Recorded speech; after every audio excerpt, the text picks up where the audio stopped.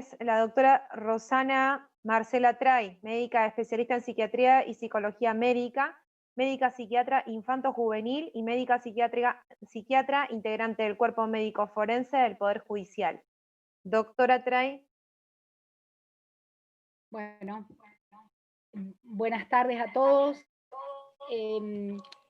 Yo voy a compartir un PowerPoint, no sé si lo paso nada más. Doctora Triay, ¿puede ser que esté con otro dispositivo conectado a la vez ahí en su ambiente? Porque retumba mucho acá. Si es Puede así, se ser puede el dejar uno celular, solo. ya lo bajo. Bueno, Ahí está. gracias. ¿Ahí se escucha bien? Ahí la escuchamos mucho mejor. Bueno. Disculpe. Entonces, voy a subir un poquito el tono porque yo no escucho mucho.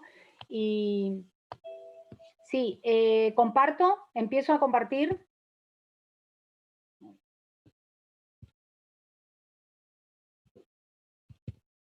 Adelante, adelante, se la escucha perfecto. Sí, sí. Un segundo.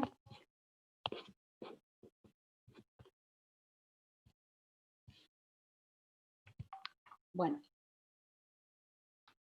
Yo quiero compartir sobre todo por una cuestión de que tengo unas imágenes que me gustaría que las puedan ver. Personalmente voy a hablar un poco de los efectos que hacen las drogas a nivel del cerebro, específicamente en el cerebro adolescente, que es en el área de los adolescentes que están en conflicto con la ley, en lo que me desempeño diariamente, y no voy a hablar exclusivamente desde el área de salud. Así que bueno, no me voy a referir específicamente a la ley, sí en relación al efecto de la droga. En relación al cerebro humano, básicamente, para aquellos que no están en el área de salud, vamos a decir que tenemos tres partes en el cerebro humano en forma muy breve. Una parte que es el tronco encefálico, otra que es el sistema límbico y otra que es la corteza cerebral. De ellos, el tronco encefálico controla las funciones del cuerpo, las funciones respiratorias, cardíaca, el sueño. El sistema límbico tiene la función de controlar y regular las emociones, y la corteza cerebral se encarga de aquellas funciones o procesos superiores que tienen que ver con el pensamiento, con las memorias, con todo lo que se refiere a lo más jerarquizado de la mente, ¿no? Y, a ver cómo paso, ahí está. Es necesario, ¿no es cierto?, que sepamos que nuestro sistema nervioso recibe, procesa todas las sensaciones que vienen de los diferentes sentidos y transmite luego una respuesta a los diferentes efectores. El cerebro es el que controla, es como la CPU del cuerpo, ¿no? Es, digamos, el controlador de todo, el órgano más complejo de nuestro organismo y regula las funciones básicas del cuerpo y de la actividad humana. Pero es importante que sepamos que el cerebro no fue igual a como lo tenemos ahora los adultos, sino que ha pasado por un proceso de desarrollo, y en el niño y el adolescente va pasando por un proceso al principio llamado de proliferación neural o de proliferación de neuronas, un proceso de poda, cuando se cortan las conexiones, las conexiones neurales que no se utilizan, y un proceso que se llama de mielinización, que es cuando se aíslan esos cablecitos que nosotros vemos en la imagen, ¿no es cierto? Los cablecitos que son los axones de las neuronas, que se aíslan con una vaina que se llama vaina de mielina, que lo que hace ese aislamiento hace que sea más estable la conexión y mucho más rápida. Y eso tiene importancia para lo que vamos a ver. Esto es un cerebro humano en desarrollo. Fíjense, las primeras imágenes tienen que ver con un niño de 5 años y va cambiando el color porque esto son imágenes, neuroimágenes, digamos, que se ven de este color en el, digamos, en el procesamiento de la imagen. Y las zonas más rojas, amarillas, son zonas de gran proliferación, y las zonas más azules y verdes son las zonas de mayor poda, que quiere decir que es el momento en que hay unas conexiones mucho más rápidas, es decir, el adolescente va teniendo por ahí menos conexiones, pero mucho más rápidas. Y eso va a tener que ver con el consumo de drogas, como lo vamos a ver ahora. Bueno, esto tiene que ver con los hemisferios, voy a pasar rápido porque me voy a dedicar exclusivamente a hablar de la acción. En el cerebro adolescente tenemos una zona que se llama zona prefrontal, donde se realizan los procesos cognitivos. Todos tenemos la zona prefrontal, pero para dedicarme a decir que el adolescente tiene una zona prefrontal en la cual se realizan los procesos cognitivos, y eso es muy importante a partir de la pubertad.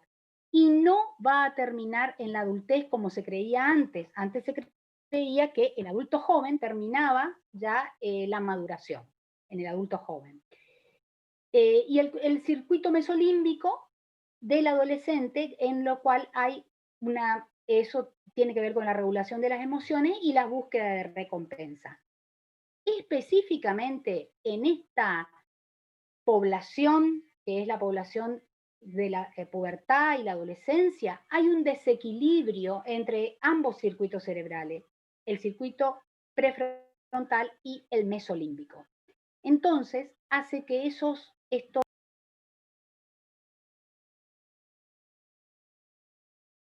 al efecto de las drogas, y además tengan conductas de asunción de riesgo. ¿Qué quiere decir esto? Que al estar en desequilibrio estos sistemas, no van a tener, digamos, los procesos cognitivos como tiene un adulto, que esta corteza prefrontal nos va a permitir a los adultos, una vez que madura, a vivir en sociedad o a tener acciones prosociales. Y eso es muy importante, ¿no es cierto?, para la convivencia general, para la convivencia social. El cerebro se desarrolla en el niño y adolescente de atrás hacia adelante, es decir, las zonas occipitales se van a desarrollar primero y luego se van a desarrollar las zonas prefrontales. Eso quiere decir que la corteza prefrontal, que es la que nosotros vamos a ver que está bien detrás de la frente y por delante del lóbulo frontal, va a ser aquella que va a estar relacionada con el aprendizaje y con los juicios, va a también estar relacionada con la memoria, va a estar relacionada con la planificación, y como esto no está suficientemente maduro, permanentemente los niños y adolescentes van a asumir riesgos, sobre todo los adolescentes, que no son necesarios, porque uno puede correr riesgo, ¿no es cierto? Pero cuando la situación lo merezca. En cambio, el adolescente va a estar expuesto en forma permanente a los riesgos por justamente la inmadurez prefrontal, que ahí se nota, fíjense, en las, no sé si se llega a ver, ay, me fui, segundito, las zonas más rojas y amarillas, quiere decir que todavía no se ha terminado la maduración, como veíamos en el otro. El efecto de las drogas es fundamental en este espacio etario, porque van a afectar la maduración de la corteza prefrontal al actuar exclusivamente en esta área. Cuando yo digo las drogas, me refiero en general, por el tiempo que tenía, no podía hablar de todas las drogas, pero sí la gran mayoría, por eso hablo tanto del lóbulo frontal, porque la gran mayoría de las drogas, marihuana, cocaína, inclusive las drogas lícitas, digamos, el alcohol y el tabaco, actúan en la corteza prefrontal, y como está encargada de muchísimas acciones, funciones, sobre todo las funciones ejecutivas, las más jerarquizadas de la mente, entonces los síntomas van a ser muy importantes al afectar toda este lóbulo que se llama cerebro ejecutivo, ¿no es cierto? Porque ahí están las funciones motoras, también la planificación, la resolución de problemas, el lenguaje, el juicio, el control de impulsos, el comportamiento social,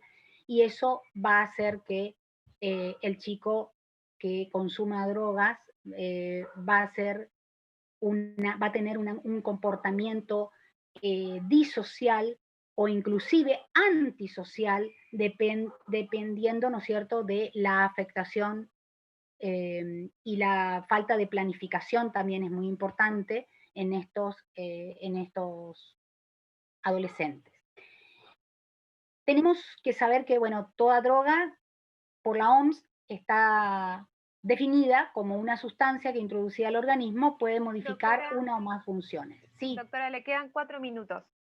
bueno, entonces vamos a ir pasando la clasificación. Estas son las imágenes que quería que vean. El daño en la zona prefrontal. Fíjense, a ver si acá puedo.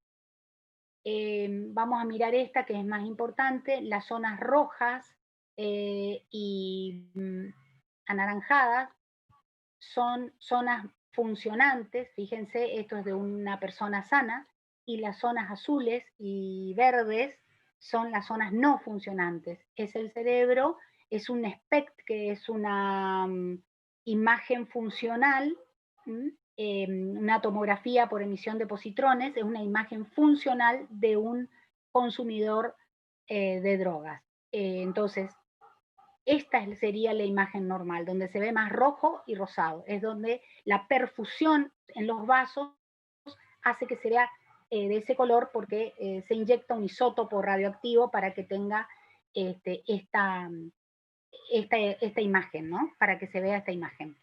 Bueno, vamos a seguir porque los daños, sobre todo en el corazón y a nivel cerebral, de todas las drogas, desde el tabaco, el alcohol y todas las drogas ilícitas, van a ser bastante importantes, sobre todo en el circuito de la recompensa, que es donde actúa la dopamina. Es muy largo el esquema como para explicarle ahora, tengo muy poco tiempo. No voy a explicar la poda neuronal, que es donde se realiza también esto en la adolescencia. Y sí quería 2 segundos, si me permiten, hablar de la neuroplasticidad. La neuroplasticidad tiene que ver con la capacidad que tiene el sistema nervioso central para adaptarse a nuevas situaciones o a los cambios que se van produciendo en la medida que avanza la vida, ¿no es cierto?, a medida que va madurando. Y esta neuroplasticidad también puede estar afectada por las drogas. Y cuando se suspende el consumo de drogas, la neuroplasticidad progresivamente vuelve a estar presente. Desequilibra los vínculos, como todos sabemos, con nosotros mismos, con los demás. No me voy a permitir. ¿Por qué consumen los jóvenes? Consumen por la falta de confianza en sí mismos, eso ya fue dicho. No voy a hablar de la cocaína porque no me da el tiempo. Y quería ir un poco a las complicaciones. Fíjense las complicaciones neurológicas que tiene la cocaína. Esto es una imagen de el efecto necrológico que hace, necrótico, perdón, de la cocaína a nivel del parénquima cerebral. Puede causar isquemia, vasculitis, hematomas, convulsiones. Y bueno, estos son estadísticas en las cuales, donde yo trabajo, en los juzgados de menores, se nota francamente el efecto de las drogas en la asunción de riesgo y las conductas delictivas. Está total, el 95% de los casos de chicos que cometen delitos está asociada con el consumo de sustancias. Las conclusiones básicamente tienen que ver con que la relación entre el consumo de sustancia y los trastornos neurológicos y los accidentes cerebrovasculares está muy bien demostrada a nivel científico. Y por otro lado, es necesario que actúen también los profesionales médicos, psicólogos, epidemiólogos y toxicólogos en asesorar a los legisladores para que esto sea importante, el efecto, digamos, que pueda tener cualquier proceso o programa de prevención de drogas. También tenemos que considerar que muchas veces tenemos un mensaje engañoso a los jóvenes en relación a desautorizar por un mensaje que desautoriza cuando hablamos a los jóvenes sobre que la marihuana no hace un efecto dañino, sino que tiene un efecto más bien, más bien benéfico, ¿no? Así que creo que ahí está un poco el tema que tenemos que rever. Y las consecuencias legales es muy importante que lo sepamos porque todas las drogas, todas, legales e ilegales, van a producir efectos de una u otra manera, van a tener consecuencias legales, aunque no estos delitos no sean denunciados. A veces los delitos pueden tener que ver con el robo a familiares y esos delitos no son denunciados. Los robos cometidos dentro de la familia muchas veces quedan en la familia. Bueno, muchas gracias y disculpen si me pasé, hay partes que no me dio el tiempo, así que bueno, pero... Muchas gracias, doctora. Gracias por su atención. Seguimos con